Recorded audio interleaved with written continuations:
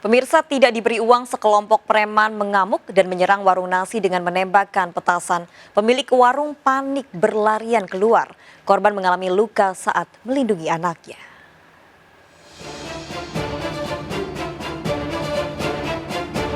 Sekelompok preman melakukan penyerangan terhadap warung nasi ayam penyet di Jalan Setiabudi, Medan, Sumatera Utara, viral di media sosial. Dua pelaku berboncengan sepeda motor menembakkan petasan ke arah warung korban. Kericuhan ini membuat warga panik dan langsung berlarian mencoba menyelamatkan diri. Korban bahkan terluka saat berupaya melindungi anaknya dari percikan api petasan. Penyerangan terjadi beberapa jam setelah korban menolak memberikan uang keamanan yang diminta pelaku. Dia pungli, nggak dikasih, dia nggak terima. Dia nggak terima, ya nggak senang lah, dia merasa hebat mungkin ya kan. Iya sering, dia meresahkan warga sini memang. Memang udah capek kali lah itu, kalau nggak percaya sama warga sekitar. Iya, biasanya dia kayak gitu. Keberadaan kedua pelaku yang sering memaksa meminta pungutan uang liar atau pungli meresahkan warga. Warga berharap kedua pelaku segera ditangkap. Dari Medan, Sumatera Utara, Ahmad Ridwan Nasution, iNews melaporkan. Pemirsa, 9 orang tewas akibat minibus yang ditumpangi menabrak bus Intra di Jalan Lintas Tebing Tinggi Pematang Siantar, Sumatera Utara. Kecelakaan terjadi saat minibus hendak menyalip truk di depannya. Sopir bus yang kabur diburu polisi.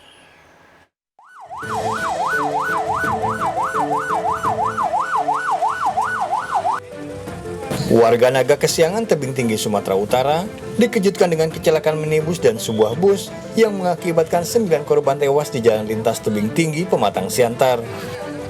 Ke-9 korban tewas merupakan warga desa Laut Dendang, Percut Setuan, Deli Serdang.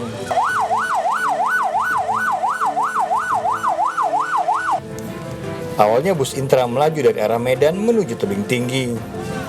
Tiba di lokasi, minibus ini berusaha melewati kendaraan truk yang ada di depannya. Namun sang sopir minibus diduga tak memperhatikan datangnya bus dari arah berlawanan hingga terjadi tabrakan.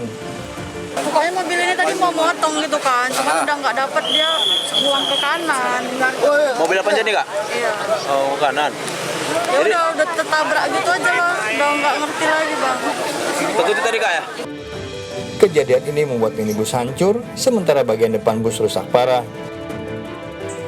Polisi melakukan olah TKP. Sejumlah alat khusus digunakan untuk mengetahui penyebab kecelakaan maut ini. Kecelakaan terjadi usai ke-9 korban menghadiri acara di Pematang Siantar. Karena arus lalu lintas macet, minibus hendak menyalip kendaraan dengan melawan arus. Namun dari arah berlawanan, melaju bus penumpang Intra hingga tabrakan tak dapat dihindarkan. Melawan arus, ya mungkin karena padat waktu itu hari Minggu, pulang liburan, tidak bisa masuk ke kiri, akhirnya membuang ke kanan, sehingga yang kena bagian sebelah kiri. Itu ya. Pada kasus ini, polisi belum menetapkan tersangka karena sopir bus melarikan diri. Dari Tebing Tinggi, Sumatera Utara, Abdul Hasani Hasibuan melaporkan.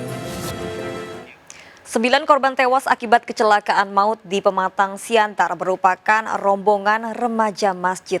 2 korban tewas merupakan kakak beradik. Kecelakaan terjadi saat korban dalam perjalanan pulang usai menghadiri pesta pernikahan teman mereka.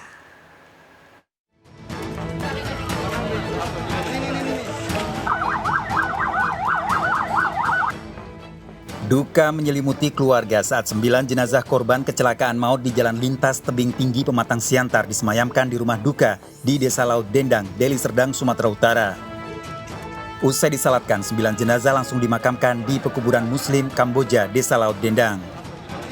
2 korban tewas diantaranya merupakan kakak beradik Fahrul Hanafi dan Arsita Taulani. Sang ibu Sumiati begitu terpukul kehilangan 2 anak kesayangannya.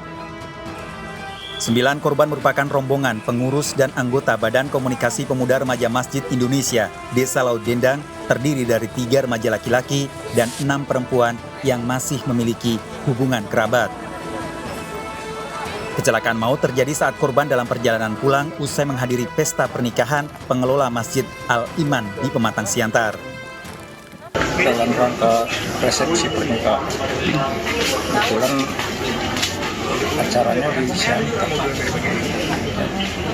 Itu kan remaja masjid, satu terus berangkat ke sana semua. Yang menikah juga remaja masjid juga. Remaja masjid semua.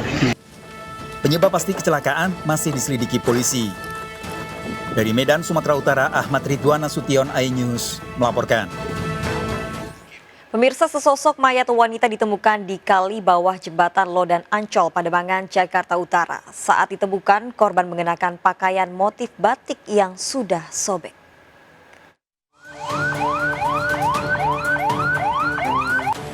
Temuan jasad wanita mengambang di kali aliran Ciliwung Lama, bawah jembatan Ancol, Pademangan, Jakarta Utara mengejutkan warga. Petugas pengangkut sampah yang pertama kali menemukan korban dengan kondisi membusuk dan membengkak hingga sulit dikenali.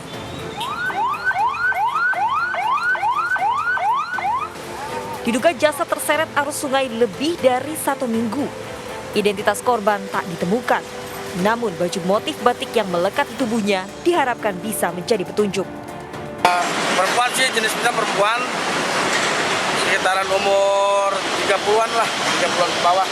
Baju batik, udah cabang-cabing itu, udah berantakan lah. Tubuhnya juga udah pada memar, kayaknya mah sekitar semingguan itu mayat udah di kali itu. Menyelidiki penyebab kematiannya, jasad korban dibawa ke RSCM untuk diotopsi.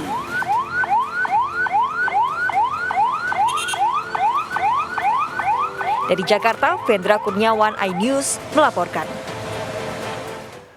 Seorang pria ditemukan meninggal saat menjalani isolasi mandiri seorang diri di rumahnya di Tanjung Priuk, Jakarta Utara. Korban dievakuasi dari lantai 3 rumahnya. Sementara istrinya isolasi di Rumah Sakit Darurat Wisma Atlet Kemayoran, Jakarta Pusat.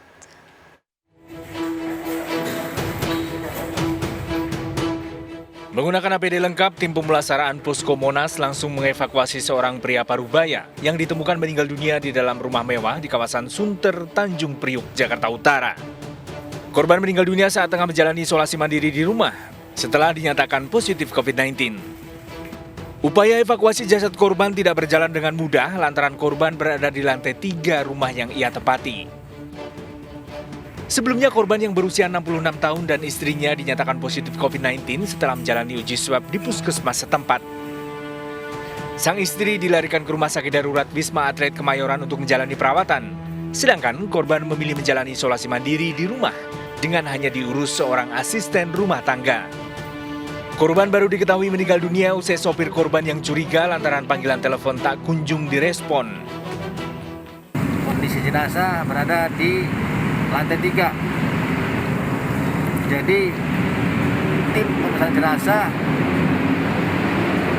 sudah payah untuk masih jenazah turun ke bawah.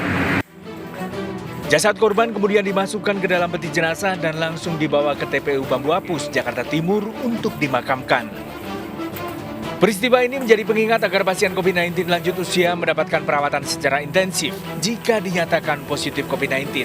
Lantaran virus corona yang lebih sering menyebabkan infeksi berat bahkan kematian bagi para lansia. Dari Jakarta, Rani Sanjaya melaporkan. Sedang duduk di musola, 4 remaja jadi korban perampasan handphone. Seorang korban melawan hingga terkena sabetan celurit di tangannya. Aksi penjamretan terekam CCTV.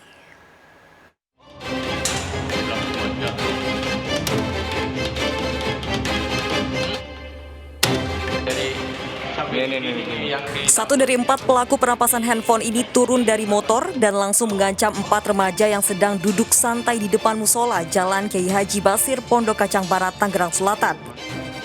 Satu remaja menolak menyerahkan handphone, namun pelaku mengancam dengan celurit hingga terluka di tangan kiri.